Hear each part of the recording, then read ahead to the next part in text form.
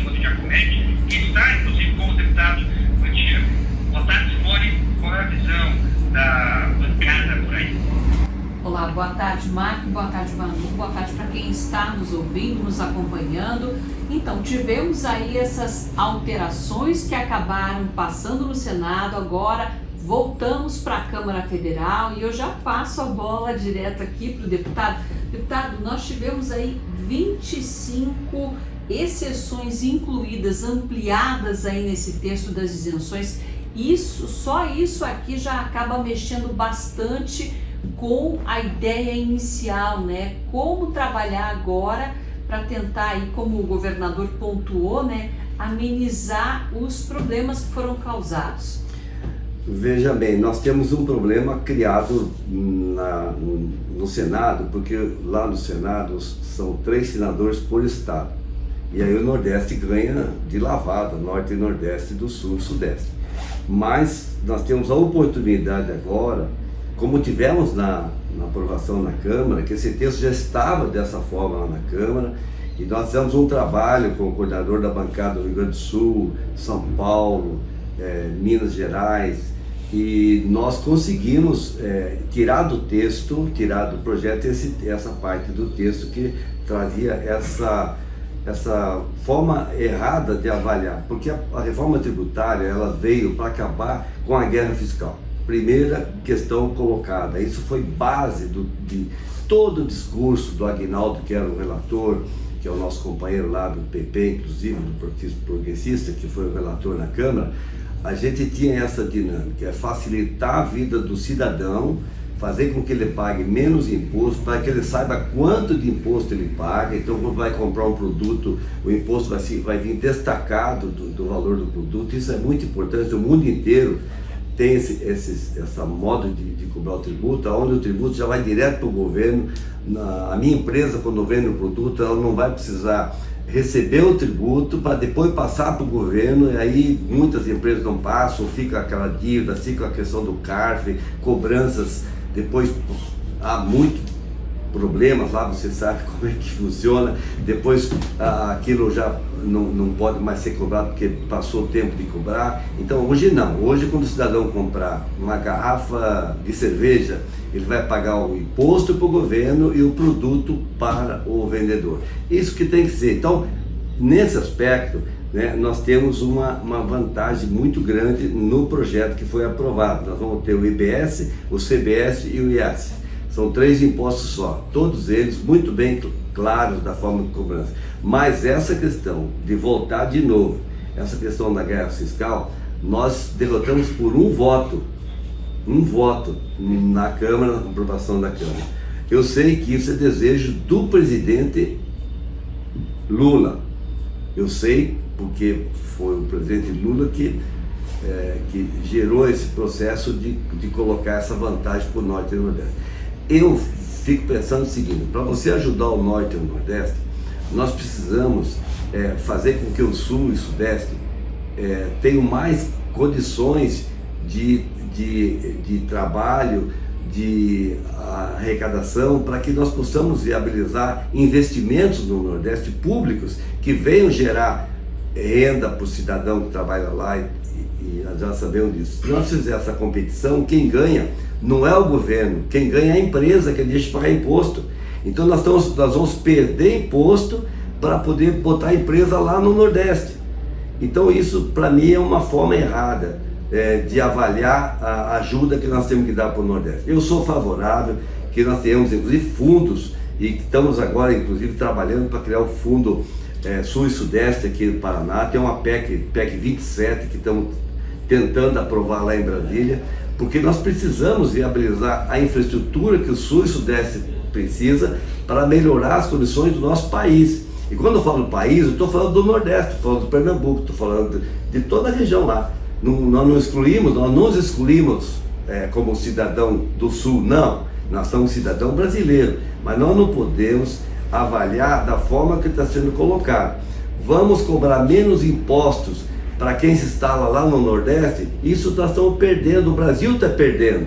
Não é que o Nordeste está ganhando, Porque o que acontece? Como tem menos impostos, não vai ter dinheiro para a saúde, não vai ter dinheiro porque está cobrando menos. Então, para mim é um erro. Nós vamos trabalhar esse caso, tem outros casos também, mas esse é o mais importante. Já estou trabalhando lá em Brasília, junto com o Partido Progressista, para fazermos um destaque e retirar esse texto do texto da reforma. Não é fácil, porque é uma PEC, né? Mas nós temos que ter 308 votos, né? E espero que o Sul e Sudeste se unam, né, para que a gente não deixe eles ter os 308 votos e nós tiramos esse texto que, sem dúvida alguma, cria um problema sério de relação entre estados.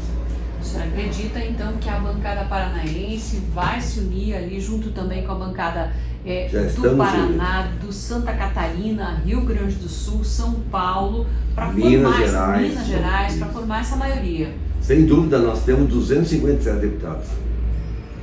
Tirando os deputados do Partido Trabalhador, que eu acho que deve ir com a orientação do presidente Lula, na minha opinião, porque a vez passada foi assim, nós não tivemos os votos do Partido Trabalhadores, mas na minha opinião nós temos condição, sim, de ter voto suficiente para derrubar. É claro que temos que nos unir, entender que não é contra. Veja bem, nós não somos contra o Nordeste.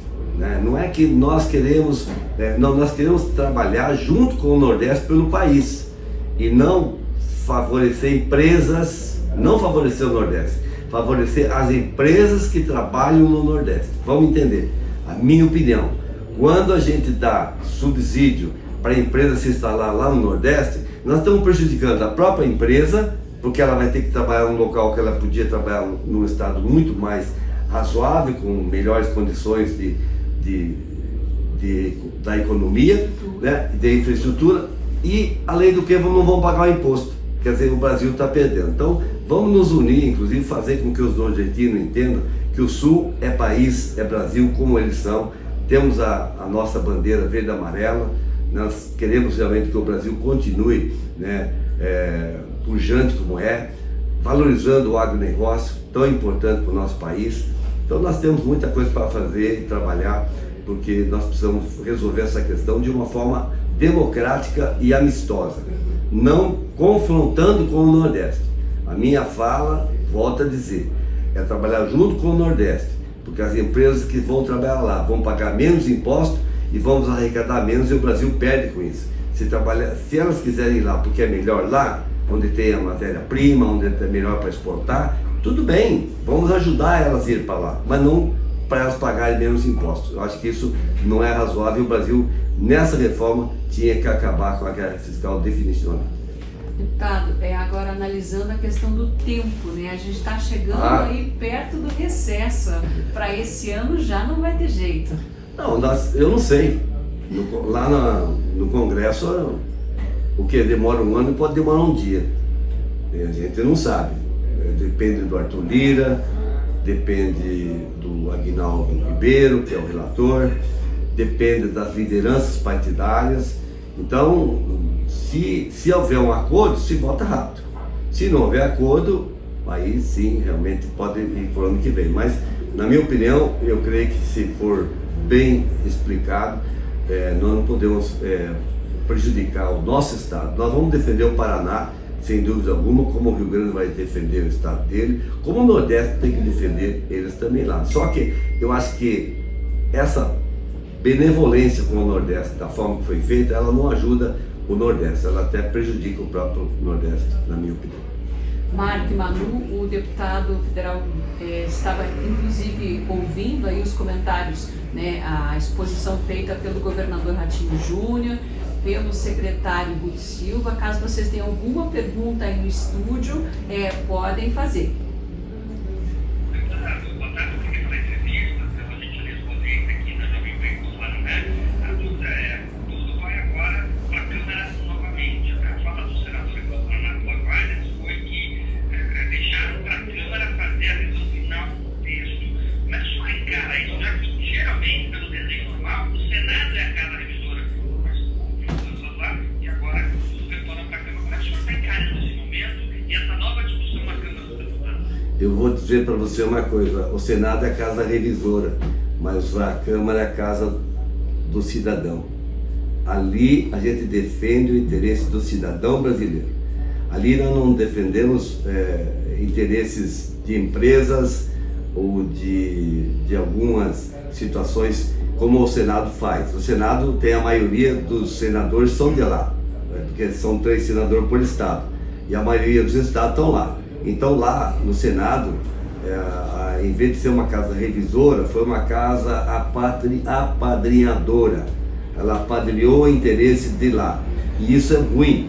E nós, deputados, não. Nós queremos realmente que o Brasil seja tratado como um país, e não como 2 países, norte, sul, norte, nordeste. Não, nós queremos que o país seja um só, e que todos nós nos ajudemos, colaboramos um com o outro, para que a gente tenha uma nação única, né, capaz de fazer frente às necessidades. E se precisar que o Nordeste receba um pouco mais de volume financeiro, é mais fácil ajudar o Sul do que o Nordeste, porque eu sempre digo, onde tem uma empresa bombando e outra empresa com dificuldade, se você investir onde está bombando, se nós continuar investindo no agronegócio, nós vamos ter mais dinheiro para o país distribuir para o Norte, para o Nordeste e para o Sul.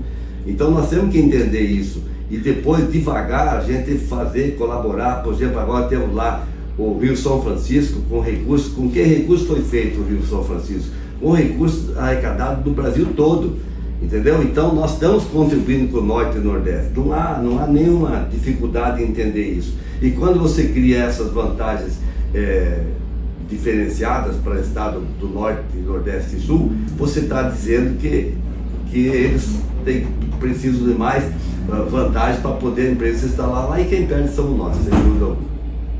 Nós, Brasil, né? Só para a gente fechar, a sua expectativa é que a Câmara mexa bastante no texto, então, principalmente sobre essas diferenças regionais. Eu já quero aproveitar para ampliar a pergunta. As exceções também devem ser revistas. O Senado tem um monte de exceção para um monte de setor de economia. Depende, porque aí é uma coisa que aí não está. Vamos lá, as questões de serviço, né, que eu sei que houve algumas concessões para o setor de serviço. O setor de serviço foi muito prejudicado também. Então, agora vamos avaliar. E outra coisa, uma reforma nunca vai agradar todo mundo. Uma reforma vai trazer muitos conflitos, sem dúvida alguma. Vai fazer uma reforma na tua casa e fala com a tua esposa, faz aqui a escada, faz ali a escada, vai dar problema. Agora, se imagina uma reforma tributária que mexe com recursos financeiros de vários setores, né, do nosso país. Vamos ter que aprovar essa reforma o mais rápido possível, tentando conciliar os interesses de todos, né? E depois, com o tempo, quando ela for implantada, nós vamos poder, sem dúvida alguma, reavaliar. Assim como a nossa Constituição. Quando nós aprovamos a Constituição brasileira em 88, nós sabíamos que ela não ia ser perfeita, mas nós temos que aprovar.